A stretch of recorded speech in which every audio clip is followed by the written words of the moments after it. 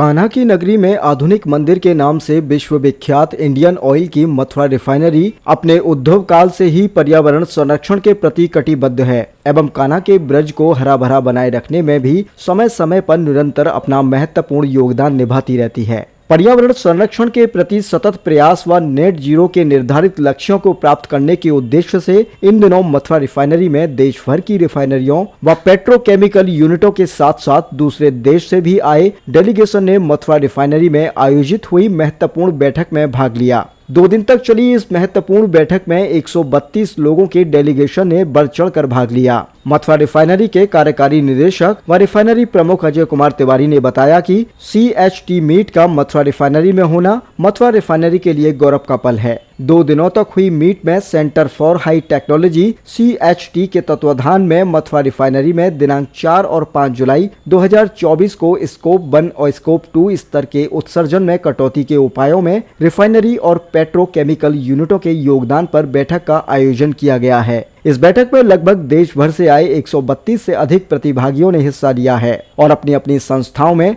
Scope 1 और scope 2 उत्सर्जन को कम करने के लिए उठाए जा रहे कदमों के बारे में जानकारी साझा कर भविष्य का मार्ग प्रशस्त किया है। कार्यक्रम के पहले दिन उद्घाटन समारोह के अवसर पर मथुरा रिफाइनरी के कार्यकारी निदेशक व रिफाइनरी प्रमुख अजय कुमार तिवारी ने कहा कि पर्यावरण को बचाना हम सभी की नैतिक जिम्मेदारी है और हम सभी के सम्मिलित प्रयास भारत के वर्ष 2070 तक नेट जीरो के संकल्प को पूरा करने में सहायक होंगे। CHT के कार्यकारी निदेशक RC अग्रवाल ने अपने संबोधन में सभी प्रतिभागियों को व्यक्तिगत स्तर पर भी पर्यावरण के प्रति छोटे छोटे प्रयास करने के सुझाव दिए। उन्होंने कहा कि इस 2 दिवसीय बैठक में सभी संस्थान के प्रतिनिधि सतत प्रयासों पर खुलकर चर्चा कर देश के विकास और स्कोप 1 और स्कोप 2 उत्सर्जन को रोकने में योगदान दे सकते हैं। आइए जानते हैं हमारे संवाददाता दिनेश सिंह तरकर की मथुरा रिफाइनरी प्रमुख अजय कुमार तिवारी के साथ CHT मीट पर हुई खास बातचीत। मथुरा रिफाइनरी में 2 दिवसीय CHT मीट का आयोजन किया गया है। हमारे साथ हैं मथुरा रिफाइनरी के कार्यकारी निदेशक व रिफाइनरी प्रमुख अजय कुमार तिवारी साहब। जानेंगे उनसे। सर, मथुरा रिफाइनरी के अंदर एक ऐतिहासिक CHT मीट का आयोजन किया गया है जो 2 दिवसीय है। सर, ये क्या एक मीट है और थोड़ी क्या इसके विषय में थोड़ी जानकारी? ठीक है दिनेश जी, जैसा कि हम सभी जानते हैं COP 26 के तहत जो क्लाइमेट चेंज का एक वर्ल्ड वाइड सेमिनार होता है जो ग्लासगो UK में हुआ था, उसमें हमारे माननीय प्रधानमंत्री जी ने एक पंचामृत का एक कमिटमेंट किया, जिसके तहत ये कमिटमेंट हुआ कि 2070 तक इंडिया जो है नेट ज़ीरो हासिल कर ले। 2030 तक हम जो ग्रीन एनर्जी है, रिन्यूएबल एनर्जी है, उसमें हम 500 गीगावाट तक का पावर उसी से प्रोड्यूस करेंगे और 50% हमारा जो भी पावर रिक्वायरमेंट होगा वो जनरेशन हमारा ग्रीन पावर से होगा और करीबन हम लोग 1 बिलियन मेट्रिक टन का रिडक्शन करेंगे CO2 एमिशन में। तो इस तरह का जो कमिटमेंट दिया गया प्रधानमंत्री जी द्वारा इंडिया के लिए, उसको क्लू लेते हुए लगभग हर कंपनी जो है, हर इंडस्ट्री जो रिस्पॉन्सिबल है कार्बन एमिशन के लिए, उनका अपना एक टारगेट सेट हुआ है। इंडियन ऑयल ने भी, हमने 2046 तक नेट ज़ीरो अचीव करने का टारगेट लिया है। इसी तरह जितने ऑयल कंपनीज हैं, क्योंकि ऑयल कंपनीज में CO2 एमिशन होता है, तो हम सभी ने प्रण लिया, सभी कंपनियों ने अपना अपना टारगेट तय किया 2070 को मद्दे नज़र रखते हुए, उससे पहले हमारा अचीवमेंट होना है। तो सभी कंपनियों ने अपना अपना एक कमिटमेंट किया है। इसी कड़ी के तहत मिनिस्ट्री का एक आया कि एक रिव्यू किया जाए कि हर कंपनी का क्या तैयारी है और सही दिशा में तैयारी हो रही कि नहीं हो रही। तो हमारा एक नोडल एजेंसी है CHT, centre of high technology, जो कि सारे ऑयल सेक्टर के तहत जितने भी जो टेक्नोलॉजिकल अपग्रेडेशन ये सब होता है वो उनके मार्गदर्शन पे होता है। तो इन्होंने हर साल कोई ना कोई एक थीम पर एक्टिविटी कमिटी मीट होता है। तो इस साल इन्होंने scope 1 scope 2 emission reduction theme रखा। स्कोप 1 एमिशन का मतलब है कि जो एमिशन CO2 एमिशन डायरेक्टली आपके कंपनी द्वारा एमिशन होता है वो स्कोप 1 है।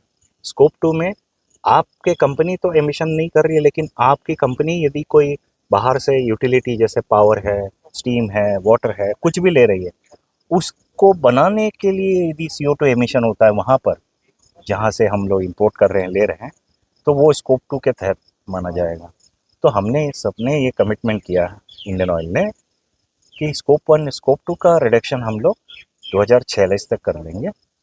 इसी के तहत इसको थीम रखा गया एक्टिविटी कमेटी मीट में, और हर करीबन इसमें 180 डेलीगेट्स डिफरेंट कंपनीज से आए, 36 प्रेजेंटेशन हुआ।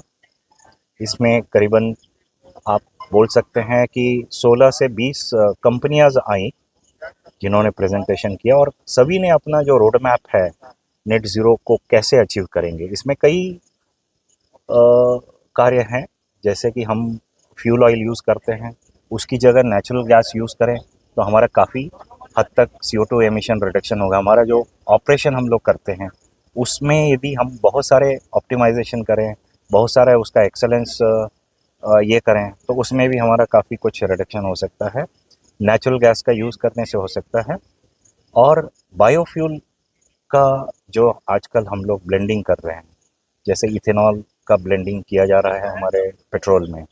अभी जो है गवर्नमेंट का एक पॉलिसी है, इथेनॉल पॉलिसी, 2025 तक 20% ब्लेंडिंग करना है पेट्रोल में, यानी 20% इथेनॉल जो है हम लोग पेट्रोल में ब्लेंड करने से ये होगा कि एक तो एमिशन जो होता है जो भी व्हीकल में हम लोग यूज़ करेंगे पेट्रोल, वो काफ़ी हद तक कम हो जाएगा। दूसरा, जो क्रूड हम लोग जो 85% इम्पोर्ट करते हैं उसमें भी हमारा क्रूड का बिल में कमी आएगी, बिकॉज 20% हम अपना इथेनॉल ऐड करेंगे, लगभग उतना मात्रा क्रूड का जो रिक्वायरमेंट है वो कम होगा, तो क्रूड का इम्पोर्ट का बिल जो है वो रिडक्शन होगा।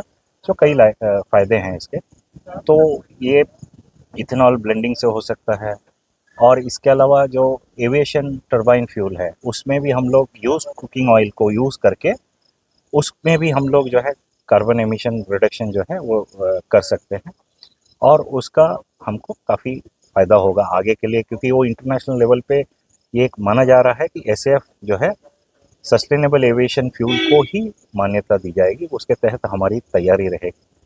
तो ये सब सारे साधन हैं ग्रीन हाइड्रोजन, इस पे जी। काफ़ी जोर दिया जा रहा है। जैसे कि सर और भी महत्वपूर्ण बिंदुओं पे जैसे चर्चा हुई होगी इस CST मीट के दौरान। हाँ, इसमें करीबन 10-12 कंपनीज जो इस फील्ड में है, ग्रीन हाइड्रोजन के फील्ड में है, इलेक्ट्रिक मोटर के फील्ड में है, जो इस टेक्नोलॉजी की रिक्वायरमेंट है हमारे को, जो नए टेक्नोलॉजियों का, वो कंपनी भी आए थे। उन्होंने भी अपने जो प्रोडक्ट्स है और अपने उनके कॉन्सेप्ट है वो सब शेयर किया। तो बेसिकली जो कंपनी, हर कंपनी ने अपना अपना क्या स्टेप्स ले रहे हैं, क्या रोड मैप है, किस तरीके से वो लोग जा रहे हैं, इस चीज़ को शेयर किया। और क्योंकि ये नया एक टेक्नोलॉजी है, प्रोवन नहीं है, बहुत खपत इसमें काफ़ी कॉस्टली अफेयर है, तो सोच समझ के इसमें जाना है। तो इसीलिए जब तक कि हम लोग शेयर नहीं कर सकते एक दूसरे से, इसका फ़ायदा होगा नहीं। तो ये एक प्लेटफॉर्म था जिसमें सभी लोगों ने अपने टेक्नोलॉजी शेयर की, अपने प्रोसेस को शेयर किया, अपने जो रोड मैप है उसको शेयर किया कि कैसे हम लोग जा सकते हैं। तो काफ़ी कुछ क्लू, काफ़ी कुछ आइडियाज़ जो है की टेक अवे सभी कंपनियों ने लिया है, और मुझे उम्मीद है कि इसका फ़ायदा उनके अपने कंपनी में इम्प्लीमेंट करने में होगा। जैसे कि सर इंडियन ऑयल के द्वारा और आगामी समय में नई टेक्नोलॉजी या पर्यावरण संरक्षण और इन सब को लेकर, वैसे तो समय समय पर इंडियन ऑयल पर्यावरण संरक्षण को लेकर मथुरा रिफाइनरी कटिबद्ध है, लेकिन और नई सर क्या एक पहल रहेगी? नई पहल में एक ग्रीन हाइड्रोजन का एक यहाँ प्लांट हम लोग बहुत जल्द ही देखेंगे, क्योंकि ये चूँकि हमारा ताज के कारण, ताज ट्रेपेजियम जोन होने के कारण प्रोजेक्ट का थोड़ा सा एक एनवायरमेंटल क्लियरेंस या सुप्रीम कोर्ट से क्लियरेंस मिलना थोड़ा स्ट्रिंजेंट रहता है। इसीलिए आप देखेंगे कि हाल फिलहाल में कोई ज़्यादा प्रोजेक्ट यहाँ आया नहीं है एक्सपांशन का। लेकिन ग्रीन हाइड्रोजन एक ऐसा प्रोजेक्ट है जिसमें कोई एमिशन का स्कोप नहीं है। इनफैक्ट जो हमारे हाइड्रोजन प्रोड्यूस करते हैं हम लोग, ग्रे हाइड्रोजन, उसकी जगह मेरा हाइड्रोजन प्रोड्यूस करेंगे जिसमें हम लोग या तो सोलर पावर या विंड पावर से ही पावर यूज़ होगा, और इलेक्ट्रोलिसिस प्रोसेस होगा जिसमें कि ऑक्सीजन रिलीज होगा और हाइड्रोजन प्रोड्यूस होगा। वाटर को यूज़ करते हुए, इसमें कोई CO2 एमिशन नहीं होगा। तो इस तरह का प्रोजेक्ट हम लोग बहुत जल्दी उसको यहाँ पर उम्मीद कर सकते हैं। ग्रीन हाइड्रोजन की सर जैसे कि एक बार पहले भी चर्चा एक बार हुई थी, लेकिन अभी तक कोई कार्य। हाँ, ये आप सही कह रहे हैं कि पहले शुरुआत ग्रीन हाइड्रोजन का ये तय किया गया कि मथुरा में पहले आएगा, 5 KTA का प्लान भी किया गया। लेकिन ऐसा है कि पहला कोई भी पायलट प्रोजेक्ट, एक कोशिश ये रहती है कि वो सक्सेस हो। जी यदि वो प्रोजेक्ट फेल हो गया तो आदमी जो है या फिर डिमोटिवेट हो जाता है। जी तो मैनेजमेंट या हमारा ये तय किया गया होगा कि पहला प्रोजेक्ट में हम चांस नहीं लेते, क्योंकि उसमें ह्यूज पानी के रिक्वायरमेंट है, लैंड के रिक्वायरमेंट है, एनवायरमेंटल क्लियरेंस की रिक्वायरमेंट है। तो यहाँ थोड़ा सा दिक्कत है कंपेयर टू पानीपत, जहाँ की अब 10 KTA का जी प्लांट आ रहा है, जहाँ पर पानी की ज़्यादा समस्या नहीं है, लैंड का इशू नहीं है, और वहाँ सुप्रीम कोर्ट का भी कोई ज़्यादा उसमें क्लियरेंस लेने की ज़रूरत नहीं है। तो ये तय किया गया कि पहला पायलट प्रोजेक्ट हम पानीपत लाते हैं, जी और सक्सेस होगा तो उसके बाद हर जगह आएगा। अगला प्रोजेक्ट पक्का जो है मथुरा में आने है। ये सर जैसे लगभग 132 कितने सर जो जो भी डेलीगेट्स आए 132 या जो भी, हम्म। तो सुनने में आया बाहर से भी, अदर कंट्रियों से कोरिया भी से आए भी 3 डेलीगेट्स आए, और जी काफ़ी सारे डेलीगेट्स ने बहुत अप्रिशिएट किया, हमारे अरेंजमेंट को सराहा, कल्चरल प्रोग्राम को भी बहुत ये किया उन्होंने, सारे अरेंजमेंट, ट्रांसपोर्टेशन, हर बारीकी से ध्यान रखा गया कि किसी को कोई शिकायत का मौका नहीं मिले, सभी यहाँ से अच्छे से प्रसन्न होकर जाएं, और एक संतुष्टि रहे कि हाँ, एक अच्छा हमने कोशिश की है कि सभी लोग एक अच्छे माहौल में यहाँ ये मीट हो, और इसके बाद अपने कार्यक्षेत्र, अपने कंपनी जाकर एक यादगार और एक खुशहाल यादें लेकर जाए, ये कोशिश सर। किया हमने। जैसे कि एक कान्हा की नगरी में अब की बार CST मीट के लिए इस भूमि को चुना गया है, तो उम्मीद है कि आगामी समय में बहुत कुछ नया देखने को मिलेगा क्या? हाँ बिल्कुल, क्योंकि मथुरा रिफाइनरी एक यहाँ हमारा एमिशन आप देखा जाए EII है या MBN है, जो कि एक मापदंड है एमिशन का, सबसे मिनिमम है। जितने भी हमारे इंडियन ऑयल के रिफाइनरीज है उसमें सबसे मिनिमम मथुरा का है।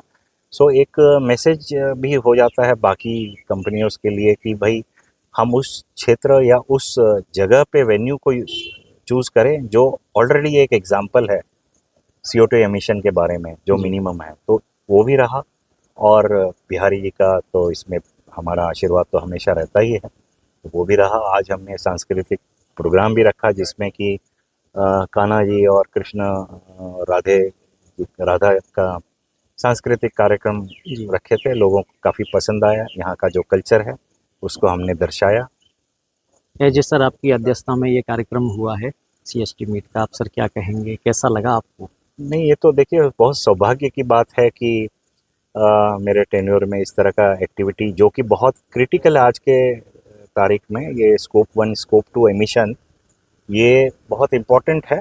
ये आज का बर्निंग मुद्दा है, टॉपिक है, और इस टॉपिक पर सभी लोग इकट्ठा हुए, तो ये सौभाग्य की बात है, और मुझे भी अच्छा लगा कि मुझे मौका मिला ये इसको होस्ट करने का। इसके लिए CST को भी मैं धन्यवाद देना चाहता हूँ। Thank you sir. Thank you, thank you. जैसा कि आप देख रहे थे, हमारे साथ रहे मथुरा रिफाइनरी के कार्यकारी निदेशक व रिफाइनरी प्रमुख अजय कुमार तिवारी साहब। उन्होंने बताया कि CST मीट में बहुत अहम मुद्दों को लेकर चर्चा हुई, और सबसे बड़ी बात यह है कि मथुरा रिफाइनरी के लिए भी ये गौरव का पल है कि CST मीट का आयोजन मथुरा रिफाइनरी में, कान्हा की नगरी में अब की बार हुआ है।